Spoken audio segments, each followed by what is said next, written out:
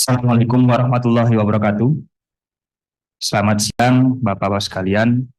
Saya mohon izin untuk teriakkan petikan semangat perjuangan mahasiswa. Hidup mahasiswa! Hidup mahasiswa! Hidup rakyat Indonesia! Merdeka! Yang kami hormati, buruh, tani, nelayan, pedagang kaki lima, pedagang asongan, seluruh rakyat Indonesia, mahasiswa, para cendekiawan, dan juga yang kami hormati, Bapak-Bapak sekalian. DPP GMNI telah melakukan konsolidasi yang sangat intens dengan berbagai macam elemen, termasuk pada mahasiswa, buruh, dan kami kemarin sudah menyatakan sikap bahwa GMNI melebur bersama rakyat, bersama masyarakat. Dengan kesempatan yang diberikan oleh Bapak-Bapak Dewan sekalian, kami ingin memanfaatkan hal tersebut. Kami ingin menyampaikan berbagai macam rangkuman, aspirasi yang kami dapat di lapangan setelah berdiskusi dengan kawan-kawan mahasiswa, cerdik cendikia, dan juga pada masyarakat. Pancatura atau 5 tuntutan rakyat. Kami membawa tajuk DPP GMNI berkomitmen menjaga demokrasi dan supremasi sipil di Indonesia. Poin yang pertama adalah menolak kekerasan dari aparat terhadap masyarakat sipil dan bertanggung jawab secara hukum terhadap korban yang berjatuhan. Kita semua tahu kawan-kawan, almarhum Afan mungkin menjadi salah satu pemicu, pemantik dari gerakan-gerakan yang berkelanjutan ini. Tetapi kita juga tidak boleh lupakan beberapa kawan kita, korban-korban yang sudah berjatuhan dan berguguran selayaknya pahlawan demokrasi di Indonesia. Tentu kita harus berikan apresiasi, perhatian, dan juga kita dorong pada Bapak-Bapak sekalian bahwa proses hukum harus berjalan secara terang benderang, transparan, berintegritas, dan sesuai dengan prosedur.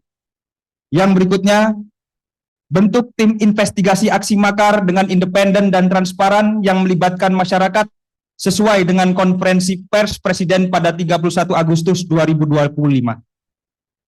Bapak-Bapak sekalian, tanggal 25 Agustus, terus terang saya hadir dalam proses demonstrasi yang terjadi. Namun, kami DPP GMNI tidak turut serta memobilisasi, tidak turut serta berkonsolidasi, dan lain sebagainya. Tapi kami hadir di tengah-tengah rakyat, mengamati apa yang terjadi. Tentu, kawan-kawan sekalian, yang saya amati adalah terdapat perbedaan corak demonstrasi yang biasa dilakukan oleh kawan-kawan mahasiswa, kawan-kawan buruh, dan elemen-elemen lain. Corak demonstrasi yang biasa kita lakukan adalah dengan atribut, dengan adanya mobil komando, dengan adanya koordinator, dengan adanya jas alma mater, dan lain sebagainya, dan lain sebagainya. Tetapi pada 25 Agustus kemarin, berlanjut pada 28 Agustus kemarin, banyak aksi-aksi demonstran yang tanpa menggunakan atribut, yang tidak dapat terdeteksi siapa-siapanya. Maka pidato Bapak Presiden yang menyatakan bahwa terdapat potensi makar, hal ini tentu meyakinkan saya dan mungkin kawan-kawan bahwa ada gerakan-gerakan ke sana. Maka dari itu, Bapak-Bapak sekalian, kawan-kawan sekalian, aksi ini sudah kita lewati bersama dan juga memakan korban, menciptakan kerusuhan. Tentu kami mahasiswa mendorong agar DPR menindaklanjuti secara serius aksi makar ini. Apalagi Bapak Presiden sudah menyebutkannya dalam konferensi pers. Yang ketiga, mendorong DPR mengambil peran strategis di tengah gejolak sosial politik yang terjadi. Kawan-kawan sekalian, kita semua telah bersepakat bahwa Indonesia adalah negara demokrasi. Negara demokrasi ini memiliki 3 lembaga penting, eksekutif, legislatif, dan yudikatif, di mana lembaga legislatif adalah sebagai corong lembaga yang dapat meneruskan aspirasi masyarakat. Kami terus terang Bapak-Bapak Dewan menunggu kehadiran Dewan Perwakilan Rakyat di tengah-tengah gejolak yang terjadi. Mengapa? Karena agar masyarakat, mahasiswa tidak terbenturkan oleh aparat, agar ruang-ruang diskursus, dialog, dan lain sebagainya bisa kita kemas, bisa kita dialogkan tanpa kerusuhan-kerusuhan yang terjadi. Mahasiswa telah aktif, kami mengharapkan bahwa DPR juga dapat mengaktifasi diri, mengambil peran yang strategis di tengah-tengah masyarakat, sehingga ke depan apabila ada gejolak-gejolak yang demikian, maka korban-korban bisa minimalisir kejatuhannya. Tidak ada bentrok antara mahasiswa, aparat, mungkin apalagi dengan TNI. Ini yang perlu kita hindari, sehingga di negara demokrasi ini supremasi sipil dapat terus terjaga. Yang keempat, mendorong DPR mendengar aspirasi rakyat terkait pembahasan RUU dan kebijakan prioritas. Bapak-bapak sekalian, mohon izin, sejak 5 tahun yang lalu saya turut serta berdemonstrasi bersama dengan mahasiswa. Tuntutan saya tahun 2019 saat itu adalah tolak RUU revisi Undang-Undang KPK. Sampai sekarang tuntutan-tuntutan itu tidak pernah ada yang goal, tidak pernah digubris. Tidak hanya RUU tersebut atau undang-undang tersebut, ada undang-undang seperti perampasan aset, RUU perlindungan pekerja rumah tangga, RUU masyarakat adat, RUU TNI Polri, RUU KUHP, dan RUU lainnya yang setidaknya 5 tahun ke belakang ini kami mahasiswa konsisten untuk serukan, namun mungkin sangat sedikit yang goal. Tentu ini menjadi catatan bahwa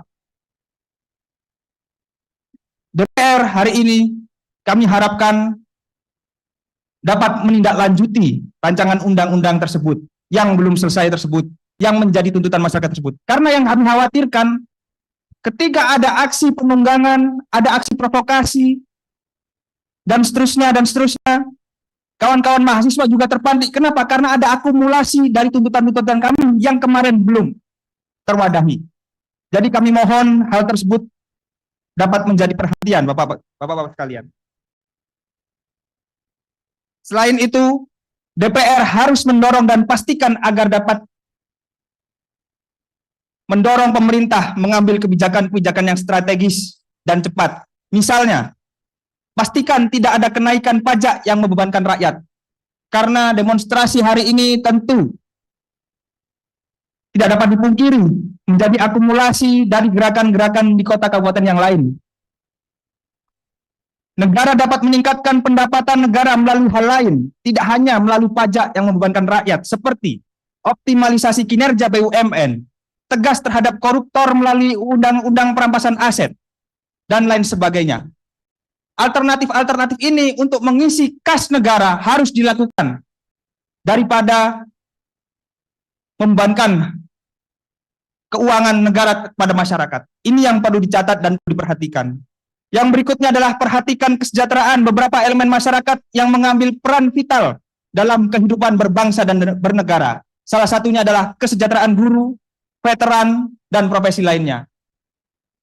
Mungkin ketika kita bertanya, kenapa kawan-kawan STM ini, kenapa kawan-kawan anak-anak SMA ini turut beserta demo dan lain sebagainya, bisa jadi mereka khawatir. Mereka prihatin terhadap kesejahteraan guru-guru yang mengajarnya. Banyak aspek yang sebenarnya bisa meredam situasi ini, Bapak-bapak sekalian, tetapi kebijakan-kebijakan itu tidak diambil, belum diambil, atau telat diambil. Maka harapannya setelah ini, Bapak-bapak sekalian dapat mendorong pemerintah untuk melaksanakan kebijakan-kebijakan strategis tersebut yang berdampak pada masyarakat. Terakhir, dari Pancatura, yaitu adalah mendorong pemerintah mengambil kebijakan strategis peningkatan perekonomian rakyat secara cepat dan tepat. Menurut data BPS, Bapak-bapak sekalian, kawan-kawan sekalian, ada 3,6 juta pemuda di Indonesia yang saat ini statusnya menganggur, not in employment, education, or training, tidak dalam masa pendidikan, tidak memiliki pekerjaan, dan tidak dalam proses pelatihan apapun.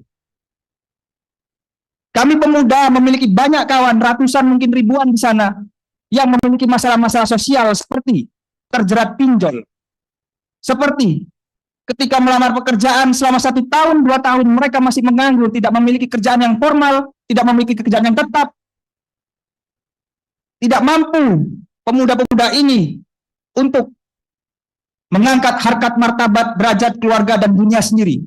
Sehingga apa? Ketika ada pancingan-pancingan, ketika ada provokasi, pemuda-pemuda yang seperti ini adalah pemuda-pemuda yang menjadi target, yang mudah dibakar emosinya, yang dapat didorong untuk menciptakan sebuah kerusuhan dan lain sebagainya.